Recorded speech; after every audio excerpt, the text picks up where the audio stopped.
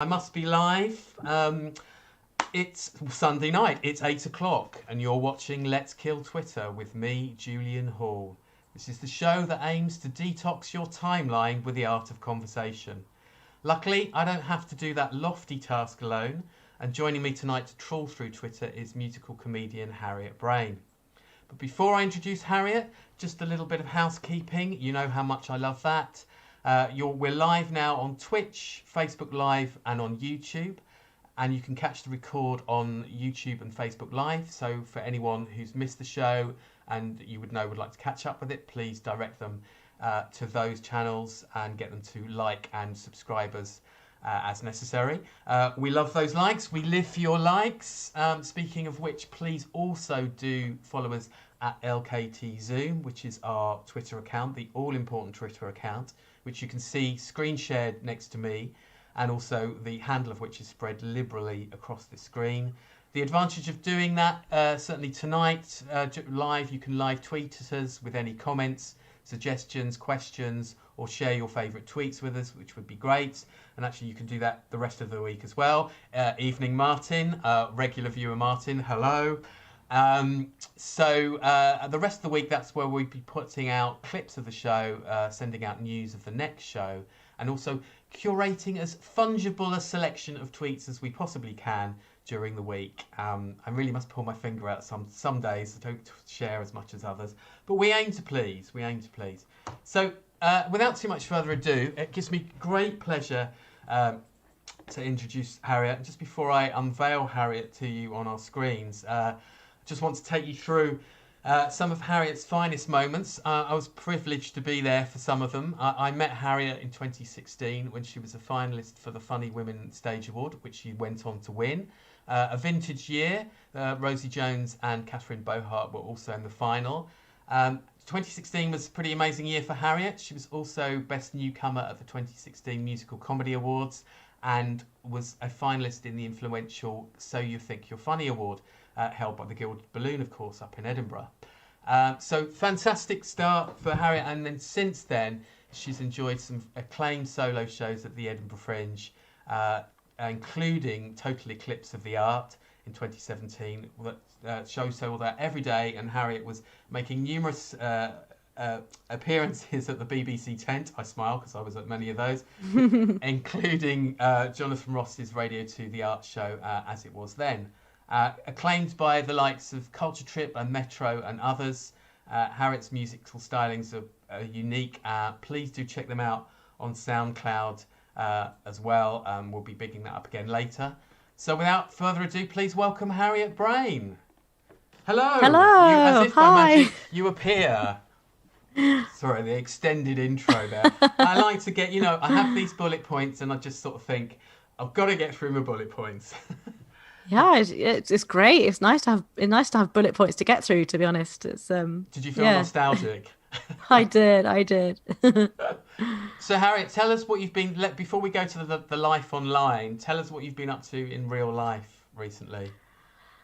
Well, yeah, in real life, I've been gradually, as we all have, going back to some sort of semblance of normal.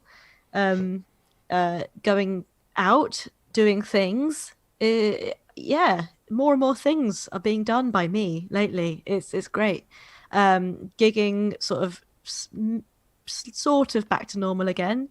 And yeah, seeing friends, and I still feel like I'm sort of weaning myself off lockdown slightly. I still kind of too much enjoy sitting down and binging TV. That's like that has stayed with me. You're only human. Yeah, well, exactly. Because I know I didn't used to be as addicted to TV as I am since lockdown. It's really, really. I am. I should go to rehab or something. I am. I'm a total addict. I mean, I'm not going to turn this into a kind of a TV thing, because I could easily, having watched all my favourite things now twice over, probably in the last some of them more than twice, to be fair, but certainly everything I love I've gone through multiple times. So what can you just give us a clip? I'm just going to stream this to the other bit of YouTube, the other bit of Facebook that Restream doesn't do. But while I do that, can you give me a bit of a tip for TV? Is there something I should be watching? Oh, well, what have you not watched, I suppose? I mean, we're watching Twin Peaks at the moment, Oh, which I hadn't seen before, when it was cool. I suppose it is still cool. It's kind of oh, definitely. perennially cool, isn't it? Perennially Um, cool. so yeah, we're watching that at the moment, and really, really enjoying it. But I feel like it's kind of addictive in a slightly strange way, and you find yourself you've watched 3 episodes, and you're like, what? How did that happen? How did that happen? And Wow. it's like in the middle of the night, you're like, oh dear, what have I done? I'm glad you. That's good. Maybe I'll revisit that because I never watched the first time around, which is Ah, desperately uncool of me, and I was desperately uncool at that age, and I've just sort of tried to catch up. But that's made me feel so much better that you're. I mean, obviously you're watching that. It wasn't, you weren't around at the time. But yeah, I might do well, that. no, that's true. It was quite early. Yeah, I don't think I would have watched it obviously when it originally came out, but a lot of my peers at art college, were like huge, huge fans of it, and I just sort of nodded and went along with it as if I'd seen it. And you was like, oh yeah, yeah, yeah, cool, cool. Fire walk with me. Yeah, I get it, I get it. Well, so Martin's just tweeted "damn fine coffee," and I assume is that a line? Yeah, Yes, that is, isn't it? Is that what's it's Kyle? Is that Kyle MacLachlan's yeah, character? it Yeah, yeah, is, yeah. it is. You see, I know sort of Kyle from sort of like Sex and the City and a little bit of Desperate Housewives, and I even I really like thought, him. yeah, I really like him. But Yeah. even though I'd never watched Twin Peaks, when he turned up in those shows, it was just like something slightly subversive entering the room, and yeah, Mm. which was great, really. I Yeah. the first like slightly embarrassingly, the first thing I thought when you know saw him in Twin Peaks, I was like, oh, that's the guy from the Flintstones movie, because that like Okay. I watched that movie so many times as a kid, and I really like because he plays a baddie in that actually, but I still really liked him. Ah. Um, and embarrassingly, that's the first thing my brain went to. That's an interesting reference point. That's fair. They're all valid. They are all Yeah, totally valid. yeah, yeah, yeah. So obviously, so apart from spending some quality time watching telly, which I salute you for, what about your sort of life online generally and across the various social media outlets, and that sort of pre-post pandemic as well? I don't know whether things have changed. Not really. I mean, you probably know this, but you wouldn't ever say it. But I am the worst marketing person in the world, and I only really use like I got on Twitter solely to try and help sell tickets to my fringe shows. Like, so I didn't get Twitter before I went to Edinburgh, basically. Um, and I used to tweet a bit, but I was so prone to spelling errors and just generally being a bit rubbish at it that I sort of find myself just being a very passive user these days. Like I retweet and I like, a lot of people that I follow, I really like, and I think that I just marvel at their, Yeah, yeah, yeah. ability of like making amazing jokes and like doing amazing threads. But I have not got over the years, I've not practiced enough. I've not got the knack at it. I've not got it. Um, But I think it and also yeah, speaks to the type of comedy that you have as well, and yes, that's what I true. didn't. I mean, I sort of referenced in the intro that your sort of comedy songs, particularly the art history oeuvre, is what you do, and that's not something that can necessarily, unless you're retweeting clips, I suppose, to Twitter. Yeah, Yes, and uh, I'm very embarrassed about like taking videos of myself. Like I'll do if someone like asked me to do it, I would do it. Like I would video I do like a short clip or something. But I don't. It's never something I would just do like, on my own, off my right. own bat. Yeah, Because I was just talking to a friend about this yesterday, um, and and he was like suggesting all of these ways I could use social media to to market myself, and yeah, like basically like clips of like bits of my yeah. songs. He was like, people would love those, and maybe they would, but I Maybe was they like, would. well, maybe they would, but I'm not going to do it. And then I had this huge conversation with him, and I was getting really sort of like, you know, cynical and a bit pissed off. And then he said, "Oh, well, I don't use Twitter anyway," or he didn't even use social media. And he was like giving me all of his advice. I was like, well, thank you very much. Thank you for nothing. What is your qualm? Just out of, I mean, I salute your sort of belligerence on that. But what is your qualm about it? About sort of short clips? Is it a context thing or? I think it is a context thing. Also, the kind of thing that I enjoy watching isn't short clips of comedy songs. I don't know about you. Like, I don't really know. I haven't seen like a good example of it being done well, that I can like emulate. And I suppose I could do whole songs, but apparently that's not hugely effective either. And I have a massive qualm. Good word that. About videoing myself. I don't like doing it, and I'm not in the habit of doing it. You're okay with us streaming you now, though, aren't you? Yeah, of course. Yeah. But I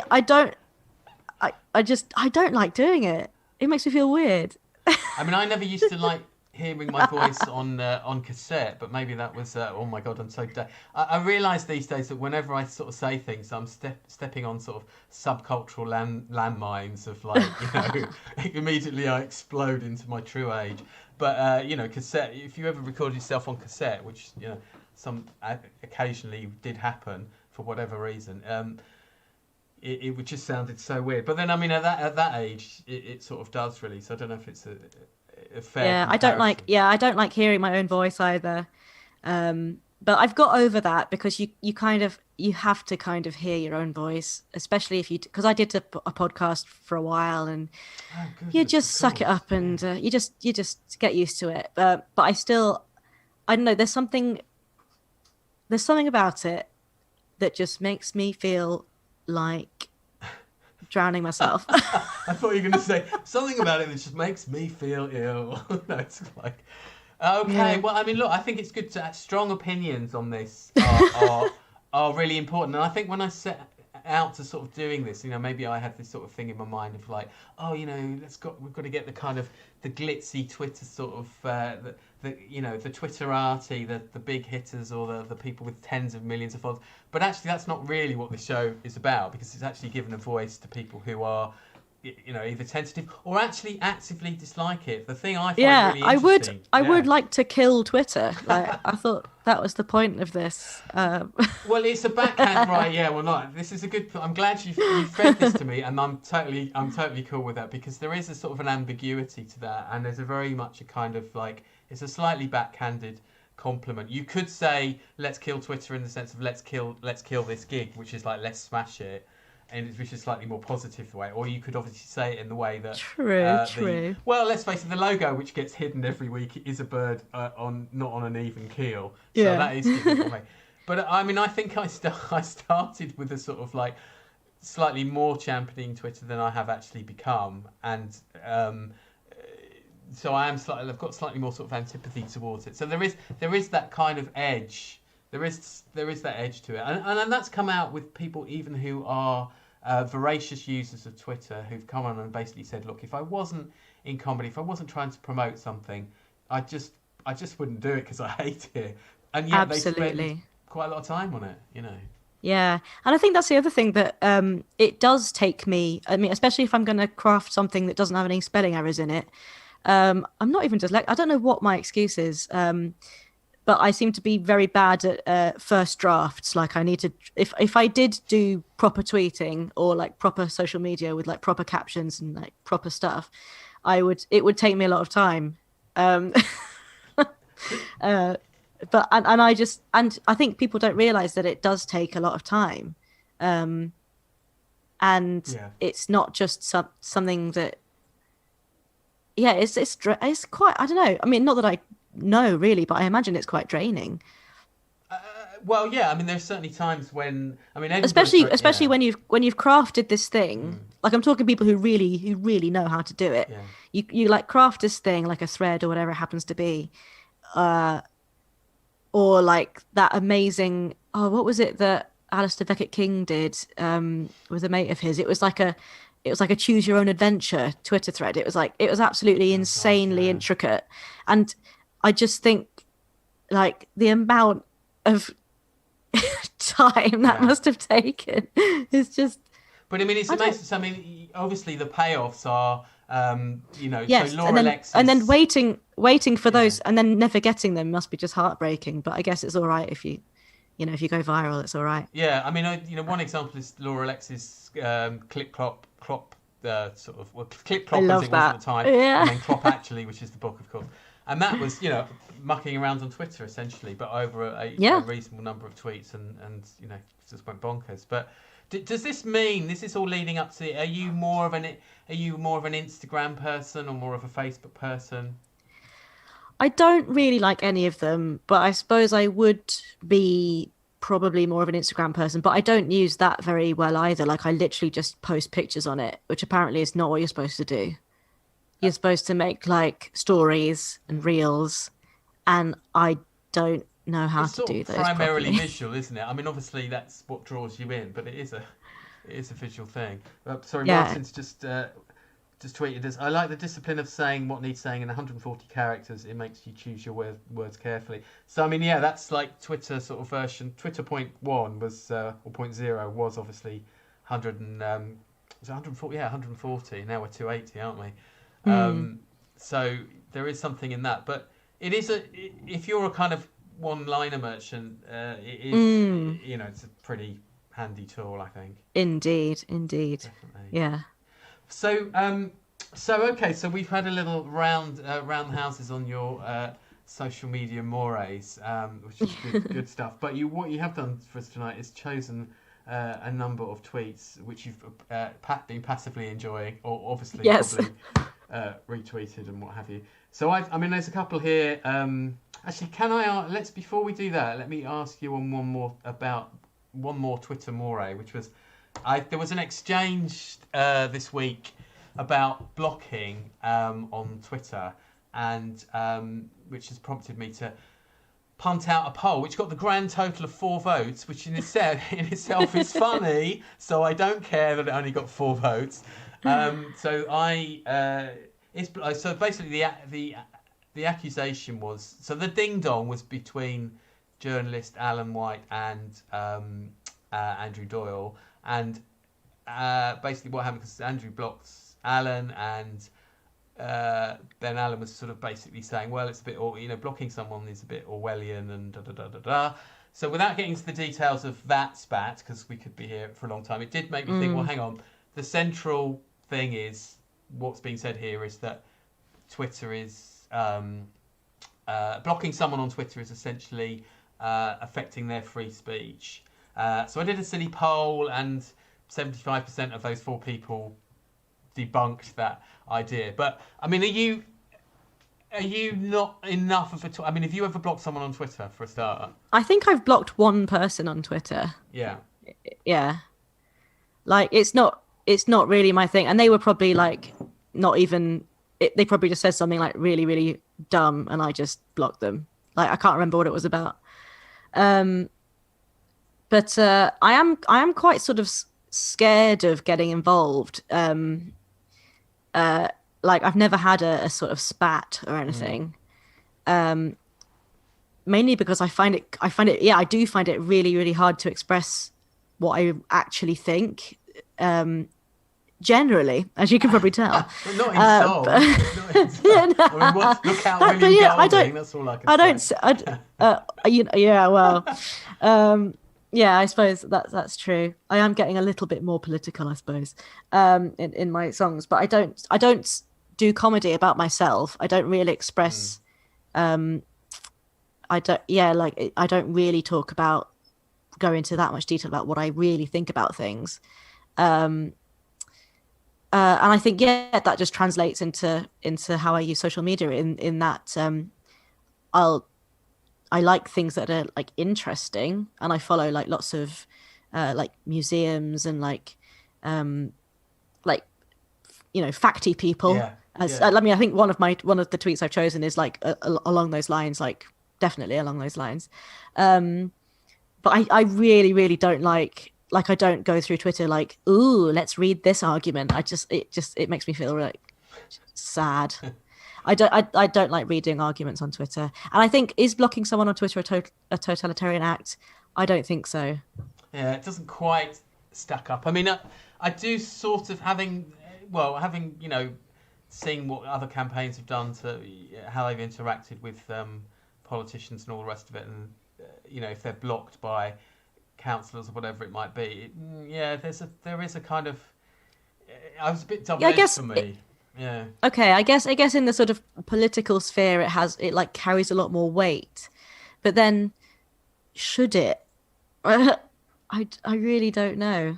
I mean, there's always the option of muting as well, which basically people can kind of just carry on. Which I suppose is less of a statement, isn't it?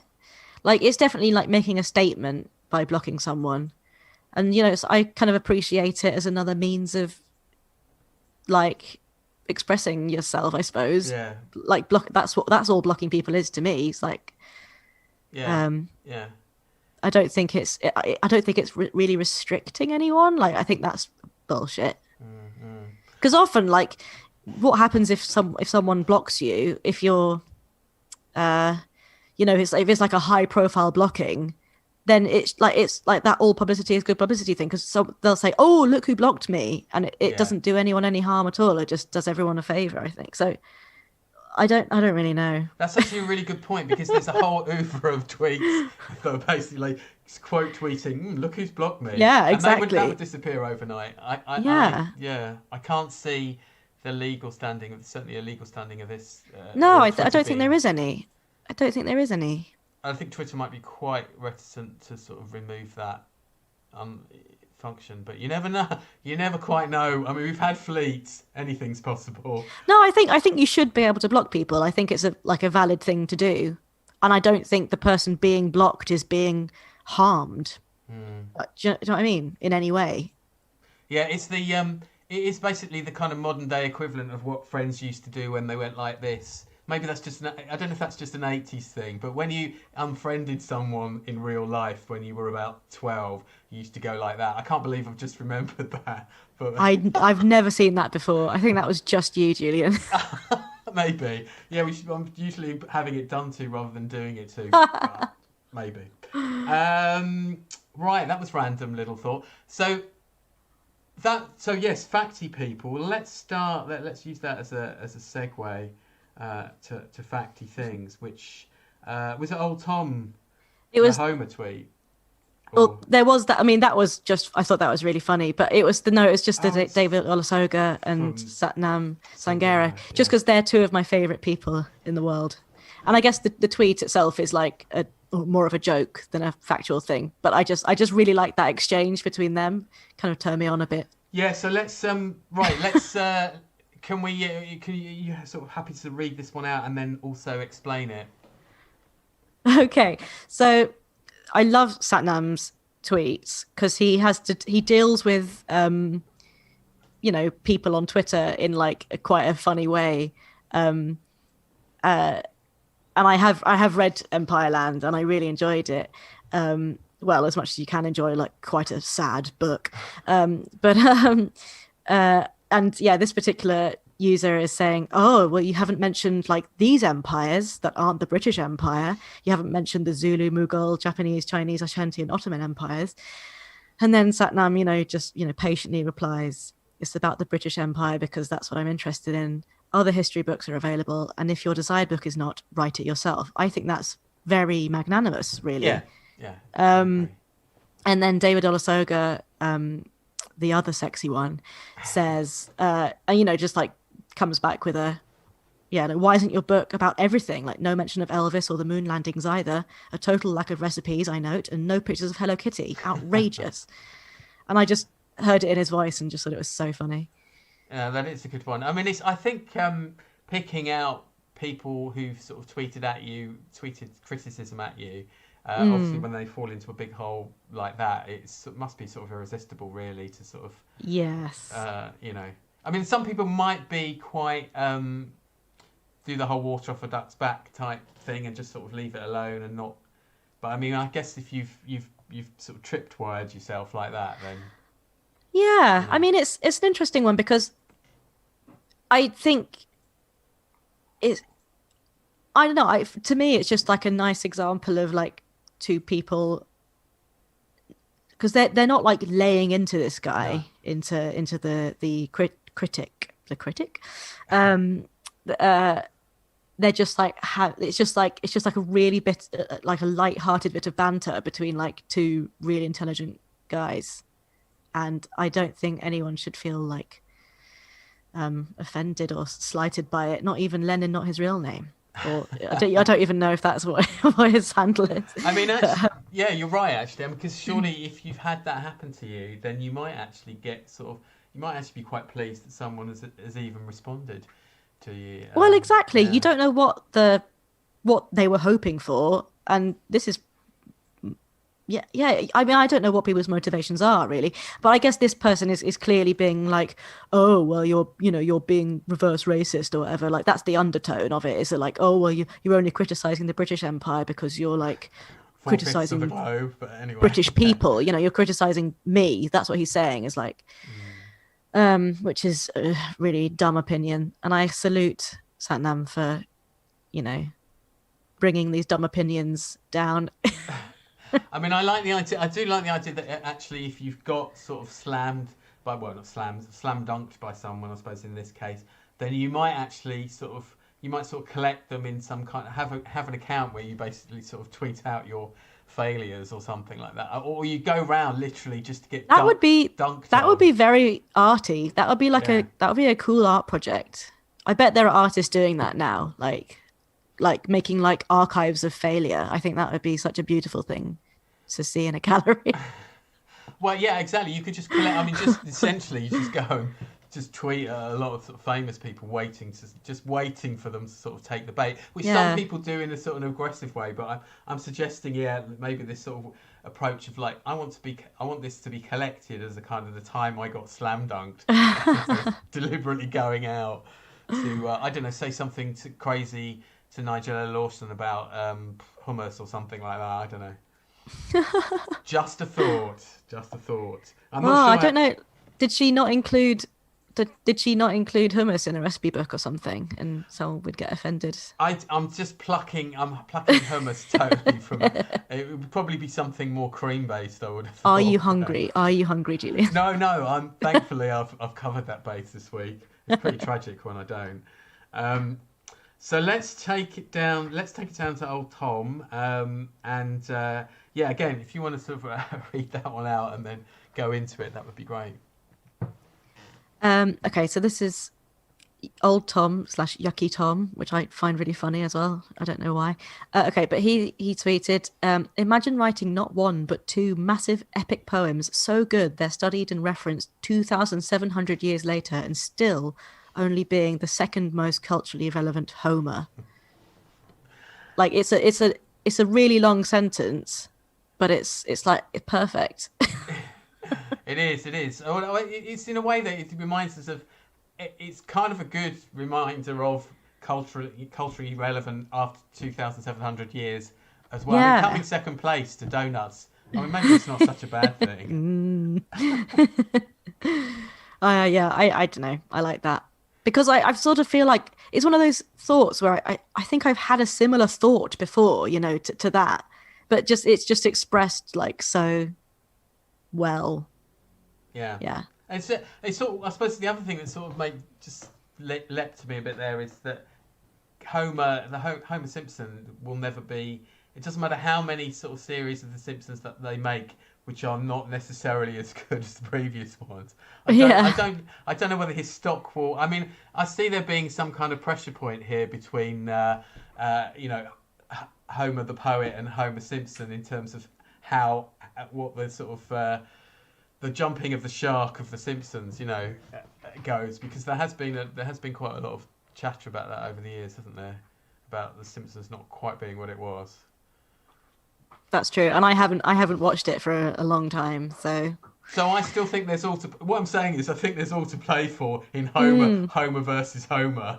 That's true. Yeah, you're right. It is all to play for. I think those positions could well reverse, but nonetheless, I have to say that is beautiful. We do love a beautifully constructed tweet. That's it. Yeah. So all kudos. Right now, this is a great one. This is lovely, and it opens up. Yes. It opens up. Yeah, we could certainly talk about the nuances of this. So Gronya's tweet. As ever, I let the guests do the reading, and then we can launch forth. Okay, so this is the excellent Grania Maguire, one of my favourite follows. Former guest on the show. Yeah. Oh, Well, and friend of the show, friend of the show. Grania Maguire. This looks like, so it's a picture of the Time magazine cover with Harry and Meghan on it, and she says, "This looks like Harry is her hairdresser, and he's looking into the mirror, explaining what he did to her layers." And it's perfect, isn't it? Because it just because that's exactly what it looks like. Exactly what it looks like. You could have plenty of funny riffs on this, but and also like again hearing it. I was like talking about like hearing a tweet in someone's voice as well, and hearing this tweet in Grania's voice makes it even funnier than just it written down. I think. You can. That's true. You can hear her saying it actually. Yeah, she's got a very strong, like a strong voice, like comedic voice. Yeah, it's really good, really funny, and it's just incredibly accurate. And really, because it's not mean either. Like, no. I don't like mean tweet. Like, it's not mean. It's just extremely well observed. And she's not.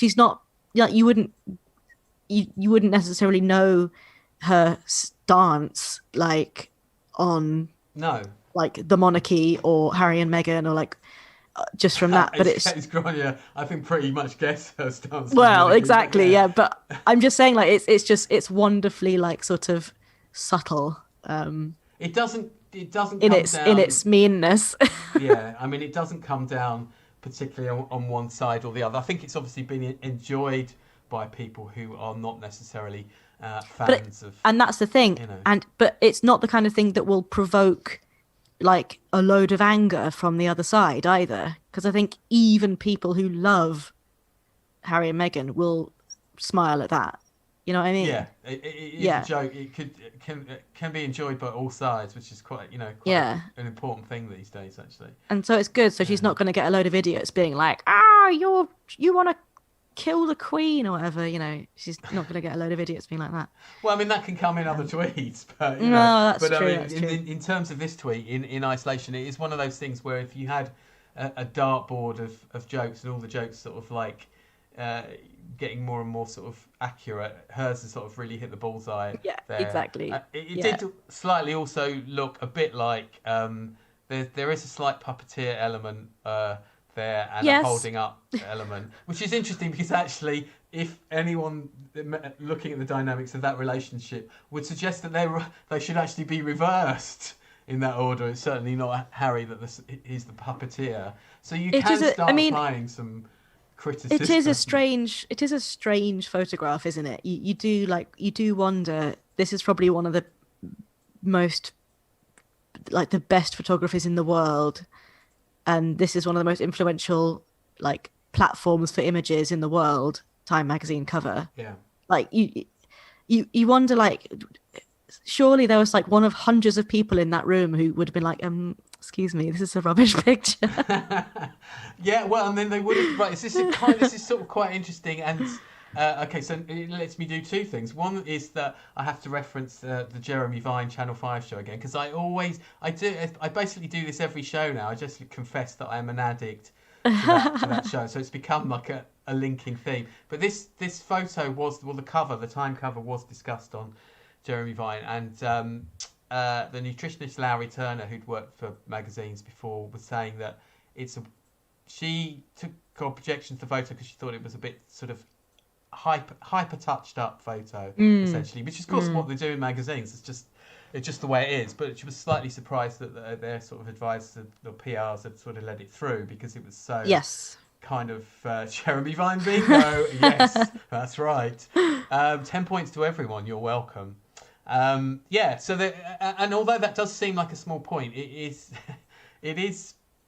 relevant. You know, there is a kind of it doesn't make them not influential, just the fact that's happened with the photo, but there is something quite unnatural. No, I mean, it's not really about them. It's about it's like about the sort of the slight PR fail is quite funny, especially when you're talking about, well, I guess ex-royalty, but like the two most famous people on the planet. It is quite amusing when, things that, I guess it adds to the sort of thing, oh, well, like, look at them trying to be perfect, and then it makes them, it kind of makes you empathize with them more.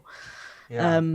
I'm sure that wasn't the plan. I don't think they're that clever, the PR people behind this particular image. I suppose. When it's like the top 100, it's I think top 100, isn't it? And if you get nominated for these sort of things, you don't necessarily have to play the game. It does muck up their cover if they say no. And actually, if they had said no, they would have put someone else as number one. But you also have to bear in mind, this is the couple that said they were moving away from the spotlight. Hello, Time magazine. It's like I don't think they. I don't know. I don't really have much of an interest in it, but I don't think they ever actually said that. Did they say they wanted to get out of the spotlight? Because I think they wanted to Google it for us. Because it's very easy to paint them as hypocrites and stuff, but I don't think they actually ever said they wanted to be out of the spotlight. Oh, that's interesting. I wonder I'm not sure what form of words they did use necessarily, but you know what? I'm just gonna have to do a bit of live googling as we go. Sure, do it. Prove me wrong. I do understand. Everyone is sort of like often queues up to sort of. They're a bit like a kind of media pinata, really, aren't they? But it is something. They're sort of stepping back, or whatever it's spotlight is. Stepping back. Stepping back doesn't. That means stepping back from. I sort of read that as stepping back from, the shit show that is the British tabloid media and the royal family, which is a particular toxic mix. With a lot of history to it, a lot of really unpleasant history. So that's what I thought they were escaping from. I don't think either. I think that they're both firmly celebrities, and that is their job. And so it would be idiotic of them to claim to be becoming private people or whatever, because that's not. I don't think that would ever work for them, and I think they know that. Yeah. No, I was just checking if Martin had come up with anything, but okay, fair dues, and the spirit of this is obviously something. Inevitably we were going to talk about their sort of status in terms of sort of being favourites or otherwise, and I think it's quite this sort of image, and especially the way that Grania has reacted to it, that's what I want Harry and Meghan to be. I want them to be able to I want them to, have every success in the world. I don't begrudge them anything, but I want them to be laughed at. I want them to be able to laugh at themselves as well. Maybe that will. They've done a pull out in maybe that will happen eventually. Poses in those costumes. Yeah, I hope they have a sense. I don't know. I hope they have a sense of humor, because I think that's the only way that they can, do anything in the future without going completely mad. That's interesting. Does that mean that Harry has to appear on, or Meghan has to appear on Saturday Night Live potentially? I wouldn't go that far. Well, it could happen. It could happen, couldn't it? I know it could happen, but I don't think that would necessarily help. Right. Okay. I don't know. Some good marketing advice there. Well done. Who says you don't like to market? Well, I don't like to market myself. No, that's true. There is a big difference. There is a big difference. Right, let's go to Tom Neenan's tweet. Yes. Here, let's talk us through that. I've actually been trying to work out half of this, so you can. I haven't looked up whether Tom's accurate or not with this, but I just thought it was such a funny joke, and again, something that works really well on Twitter, because it would work spoken as well. I think performed. I think it would work really well performed, but I think it's just so succinct and amazing. Okay, so Tom Neenan replying to the Times headline: Boris Johnson is to announce the return of imperial weights and measures, making it legal for market stalls, shops, and supermarkets to sell their goods using imperial weights and measures. Britain's traditional weighing system is just so post-Brexit. It's just, I mean, that alone is hilarious. But then, yeah, Tom Nealon says, I'd love to 0.45 kilograms his face to within 2.54 centimeters of his life. So I get the 2.54 because that's an inch. So I'd love to his face to within an inch. Pound. I'd love to pound his face to within an inch of his life. Yeah. I mean, I did only look at them briefly today, and I thought I must remember to put 0.45 kilogram in Google, but oh goodness, right, okay. I'd love to pound his face within an inch of his life. It's again, I'm really attracted to these sort of like, oh, that's so clever, kind of tweets. It's so clever. But isn't it? I wish I'd thought of it, that kind of thing. Well, yeah, I was gonna. I kept it in. I know it's not as good as Tom's, but I had this draft. I don't know why. I'm a bit lazy sometimes. Bringing back imperial measures as a real 30 centimeters in mouth. So that was, Never... You were getting there. I was getting there. Mean, something again. I saw a few. He wasn't the only one to come up with. No. I mean, there were hundreds of puns, hundreds and hundreds of imperial measures puns going around, but this was the best one. Yeah, no, it's great, and it also is done us the favour of illustrating the whole idea of translating imperial to metric. Because I'm sort of like, hang on, is that it's a pound? It's a pound, and I didn't know that. So it's a nice way of showing us the kind of potential chaos of reverting to this system.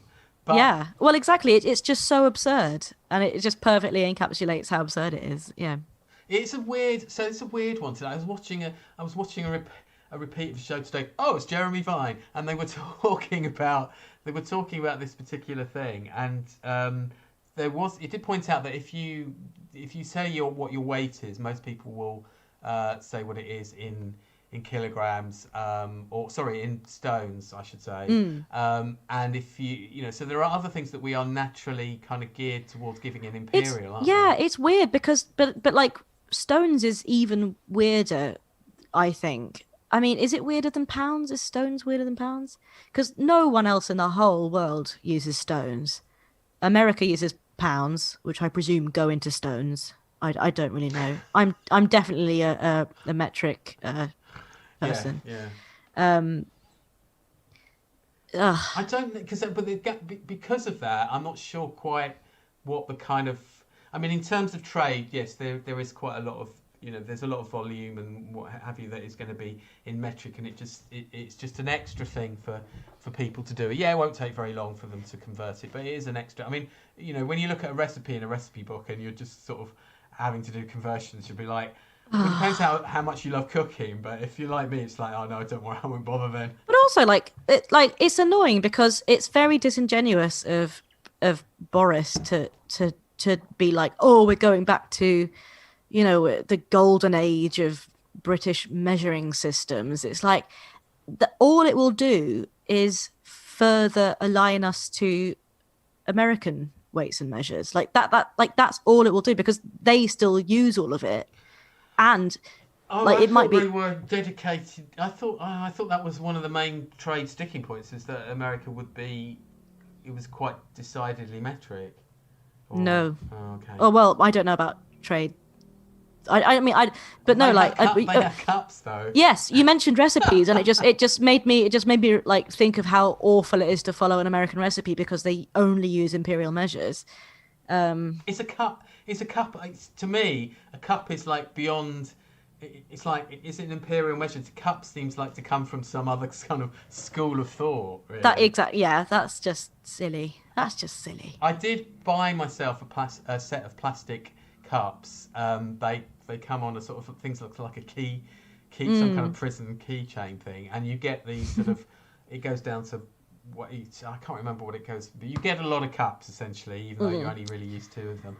And I mean, I've got the same thing. I've got like this cup thing that's like in the shape of a Russian doll, so it's quite cute actually. So you've got like a cup, but then half a cup on the bottom half, and then or 2/3 of a cup. But yeah, they're all in like thirds and 3/4 and like a quarter. But it's what you need for these stupid American recipes because they'll be like, oh, put a quarter of a cup of this, and then 2/3 of a cup of milk, and it's like, oh my god, oh my god. Well, I think maybe we just need to all carry around these sort of cup things. Obviously, some of them have to dangling be quite off our big. belts. Yeah, exactly. I mean, pretty big in some cases, but It's like, oh, are you a baker in America? Yeah, no, I'm just yeah. no, I'm just measuring sand, or But it is. You're right. I mean, the whole thing goes back obviously to the original story is this sort of reversion to Britain's favourite measurement system, and it's a bit like waking up and somebody saying, "Oh, do you know red phone boxes are back?" It's like, why? Why? Don't need them. It is odd. Yeah, it's really odd. It's like going back to old money, like pounds, shillings, and pence. except less annoying, to be fair. Yeah, that's true. Yeah. Although if they're doing this, they might do that at some point, back to shillings. Well, exactly. And if they did, it's almost like you wouldn't bat an eyelid because now you just sort of get used to getting up and maybe trolling through Twitter or scrolling through Twitter, I should say, and then something will, and you'll be like, that's the opposite now, or we've got this has happened. It'd be like, yeah, okay. I think we've been so sort of buffeted by Brexit and the pandemic. It'd be like, yeah, sure, that's fine. We could just Speak for yourself. I mean, I don't mean it, but I'd be on the first train to Ireland if that happened. What, you can get trains to Ireland, right? Well, I mean, somewhere where there's sensible money like euros. Well, if Boris has his way, won't he be? There's wasn't there a bridge to the mainland? Presumably Northern Ireland. But anyway, that's your best bet if you're going by rail. Oh my god! And what would Northern Ireland do? Oh my god! Would they go back to stupid money as well? It was just so confusing for everyone. A regional, exactly. Oh, can you imagine if we what had a mess? Yeah, if we had 4 different systems. I mean, Nicola Sturgeon would obviously would either want to keep metric or just have completely different, an independent measurement system. Yes, an independent sort of, I don't know, haggis-based system. Yeah. Oh, that was a low blow. But it's a low. In a way, there's a story that obviously is at the heart of this excellent joke, which is kind of slightly like, oh god, do we have to? Anyway, still waiting for those red phone boxes to come back. Who knows? I didn't think I had opinions on things, but I obviously do have opinions on things. This is the beauty of Twitter. You won't catch me tweeting them though. No, it's not going to happen.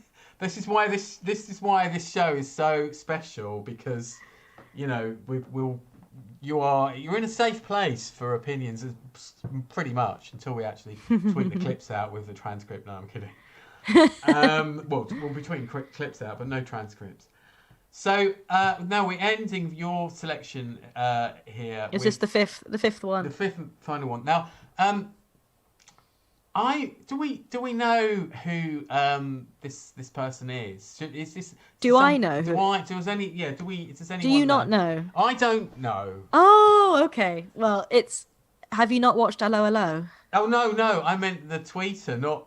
No, I have no idea. Absolutely no idea. I feel like I should. I feel like maybe the cat's already out of the bag on this one, and I should. But obviously one of the big league tweeters.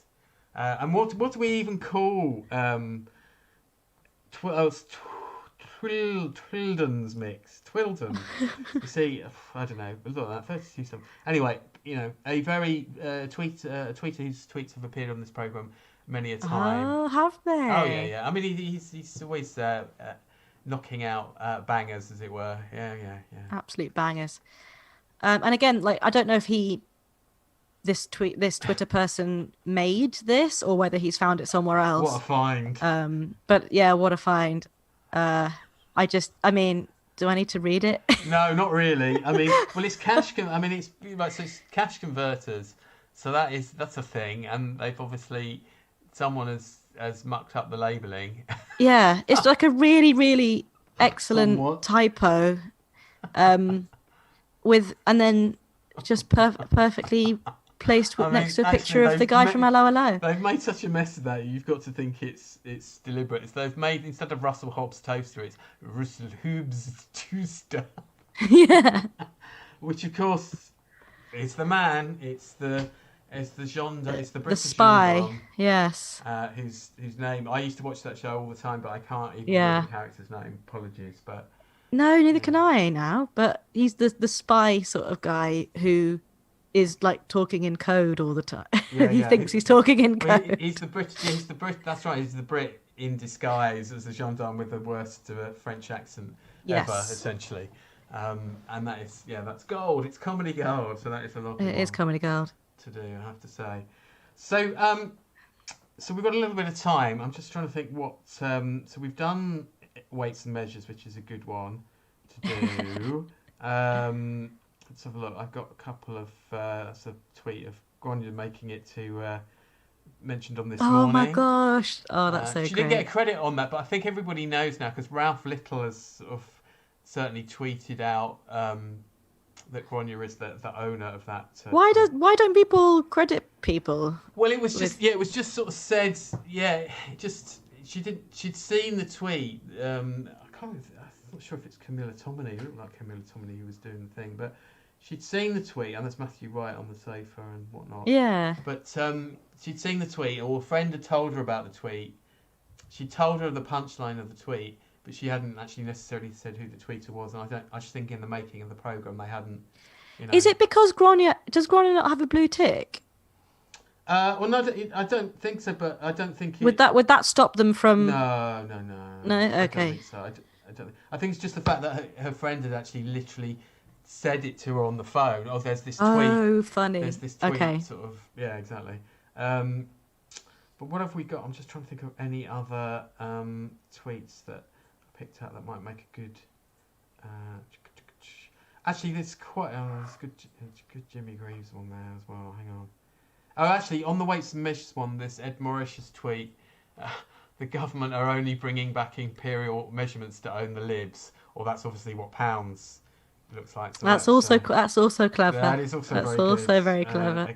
Ed is very extremely consistent. Oh, this is definitely worth it. I mean, in the terms of the sort of in memoriam this week, there's obviously quite a few people, really. And this is an interesting tweet from Dominic Diamond, who I remember fronting a video game show back in the day, and still does, I believe, do a lot of work, obviously, in that area. Games Master, BBC Radio 5 Live, etc. Daily Star, of course. So this is Clive Sinclair, who was basically created, I think, ZX81 and ZX Spectrum, which, Harriet, before your time, not before mine, but basically the first generation of personal computers. This was a massive deal. Okay, yeah. Kids getting them in their homes for the first time, and all about what games you could play on them, essentially. Although people essentially did learn to code from these things, so it was like a real kind of melting pot of or petri dish for creating sort of the games industry, but also just general sort of computer industry. And Dominic Diamond's point, all your UK video game companies today were built on the shoulders of giants who made games for the ZX Spectrum. You cannot exaggerate Sir Clive Sinclair's influence on the world. And if we'd all stopped laughing long enough to buy a C5, he'd probably have saved the environment. Does the C5 ring any bells to you? Oh, no, look at this. Fair enough, actually. I know it sounds like a paper size, but it was, in fact, an electric vehicle. But it was... Oh. Yeah, it was... Oh. It was a... Well, I'll show you a picture of it, actually. But it was, in fairness, something that if you sat in it... you would feel extremely vulnerable. Oh, okay. Now I've seen those before. That's a bit annoying. There's obviously a car called... I know, there we so go. annoying. Yeah. Right, okay. Yeah, what's the Sinclair seat? Right, 30 years too early. So, yeah. But there you go. That's basically an electric bike, isn't it? But yeah, I mean, it's the acceptable version of what we've now got on the roads with the scooters and all the rest of it, really. You know. So that's an interesting. And then obviously this week, the sad news that John Challis, who played, oh yeah, God, this was amazing actually. John Challis, who played Boise, passed away, and also Jimmy Greaves, the footballer. And there's two little PSs I can do here. This tweet I picked up just before, just when I was gathering the tweets for the show. It's actually Ice-T, the rapper, now actor Ice-T. Really cute. Very, very cute. Yeah. He just said, I just heard John passed away. He somehow became a Twitter friend. I'm very sad. Although I never met him in person, internet friends can become close. R.I.P. Which is lovely. That's lovely. That is one of those things about Twitter that just makes you go, wow, it's not all bad. Some people do good things on it. Some people do good things. And then very quickly, I'll mention, I won't play the clip, but if people want to, people remembering Jimmy Greaves' career, Spurs and Chelsea and West Ham as well for a bit. There was a lovely clip of him talking on This Morning, or TVAM, I think, sorry. This was after the famous Michael Fish did not predict the storm thing again. It's in the 80s, Harriet. Don't worry. Don't be alarmed. But there's a great clip of Jimmy talking about how annoyed he was that no one predicted that, so you can dig that out. It's on our feed under our likes tab. And there we have it. There's a packed show. Actually, hang on, Martin. ZX80. That's it. ZX80 was sold as a self-build kit via newspaper ads. Oh my god, mind blown. That's like that's sort of Dickens equivalent, isn't it? Yeah. Oh my goodness me. That's amazing. So Harriet, thank you so much for your selection. Do tell us what is coming up for you. What is in your diary? Where can people see you? Okay. Where should they watch out for you? Well, in October, I'm doing. So it's like I'm part of like a little arts festival run by Pillow Talk Theatre Company. Which is a really, really like gorgeous group of people, and I'm doing a show on the I don't want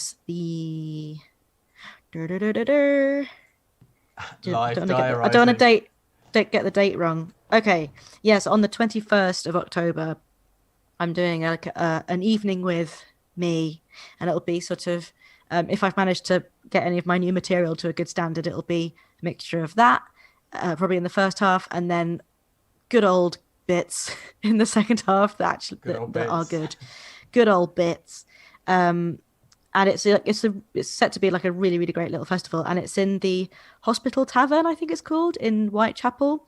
Let me just double check that as well. Just in case I've like written it down wrong. Are you reading this electronically or actually on paper? Yeah. Oh, no, the only reason I asked is I saw Filofaxes today. I was in a shop and I saw a Filofax. It's like, wow.